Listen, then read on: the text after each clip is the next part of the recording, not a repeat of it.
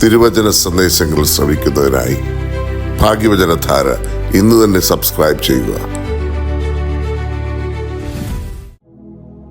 ദൈവ തിരുനാമത്തിന് മഹത്വമുണ്ടായിരിക്കട്ടെ. ഭാഗ്യവചനധാരയിലേക്ക് ഏവർക്കും സ്വാഗതം. പ്രിയമുള്ളവരെ, വിശ്വാസികളായ ഏവർക്കും മാമോദീസായിലൂടെ ലഭിച്ചിരിക്കുന്ന പരിശുദ്ധാത്മാവിനെ ജ്വലിപ്പിക്കുന്ന, പുതുക്കം പ്രാപിപ്പിക്കുന്ന ശുശ്രൂഷകളാണല്ലോ നാം പെന്തക്കോസ്തി പെരുന്നാളിലൂടെ സ്വീകരിക്കുന്നത്.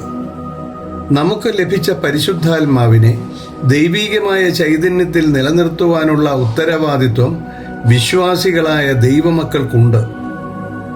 1 തെസ്സലോനിക്കർ 5:19 പറയുന്നു, ആത്മാവിനെ കെടുക്കരുത്. പ്രിയമുള്ളവരെ, വിശ്വാസികളുടെ ഹൃദയത്തിന് ഉത്സാഹവും ജ്ഞാനവും ആത്മീയ ബോധ്യങ്ങളും എരിവും നൽകുന്നത് ദൈവത്തിൻ്റെ ആത്മാവാണ്.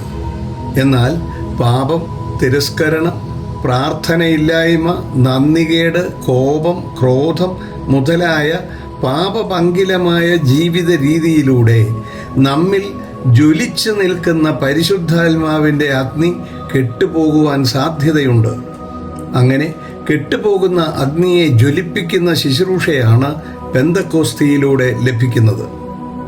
എഫെസ്യ ലേഖനം 4:30 പറയുന്നത്, ദൈവത്തിൻ്റെ പരിശുദ്ധാത്മാവിനെ ദുഃഖിപ്പിക്കരുത്, അവനാലല്ലോ നിങ്ങൾക്ക് വീണ്ടെടുപ്പ് നാളിനായി മുദ്രയിട്ടിരിക്കുന്നത്. പ്രപഞ്ചത്തെ മുഴുവനും നവജീവ ചൈതന്യത്തിൽ നിലനിർത്തുന്നത് പരിശുദ്ധാത്മാവിൻ്റെ ശക്തിയും പ്രവർത്തനവുമാണെന്ന് വിശുദ്ധ വേദപുസ്തകത്തിൽ ആദിയോടന്ത്യം നമുക്ക് ദർശിക്കുവാൻ സാധിക്കും. ഉൽപ്പത്തി പുസ്തകത്തിൻ്റെ ആരംഭത്തിൽ തന്നെ പാഴായും ശൂന്യമായും ഇരുൾ മൂടി കിടന്നതുമായ ഭൂമിയിൽ ജലത്തിന് മീതെ ദൈവത്തിൻ്റെ പരിശുദ്ധാത്മാവ് പരിവർത്തിച്ചു കൊണ്ടിരിക്കുന്നതും, തുടർന്ന് സസ്യശ്യാമള കോമളമായ ജീവനുള്ളതും ജീവിപ്പിക്കുന്നതുമായ പ്രകൃതിയെയാണ് നമുക്ക് ദർശിക്കുവാൻ സാധിക്കുന്നത്. ഇങ്ങനെയുള്ള പ്രകൃതിയും ജീവിക്കുന്ന മനുഷ്യനുമായി ജീവന്റെയും ജീവിതത്തിൻ്റെയും കാര്യത്തിൽ സ്നേഹനിധിയായ ദൈവം അഭേദ്യമായ ഒരു ബന്ധം പരിശുദ്ധാത്മാവിലൂടെ സ്ഥാപിച്ചിരിക്കുകയാണ്. ദൈവ ഇഷ്ടത്തിന് വിരുദ്ധമായ പ്രവർത്തനങ്ങൾ ചെയ്ത് പരിശുദ്ധാത്മ ചൈതന്യം നഷ്ടപ്പെട്ട മനുഷ്യന് അത് വീണ്ടും സ്നേഹനിധിയായ ദൈവം നൽകുന്നത് എങ്ങനെയെന്ന് എസക്കിയേൽ പ്രവാചകന്റെ പുസ്തകം 36-ാം അധ്യായം 25 മുതൽ 28 വരെയുള്ള വാക്യങ്ങളിൽ രേഖപ്പെടുത്തിയിരിക്കുന്നു. ഞാൻ നിങ്ങളുടെ മേൽ നിർമ്മല ജലം തളിക്കും, നിങ്ങൾ നിർമ്മലരായി തീരും. ഞാൻ നിങ്ങളുടെ സകല മലിനതയെയും സകല വിഗ്രഹങ്ങളെയും നീക്കി നിങ്ങളെ നിർമ്മലീകരിക്കും.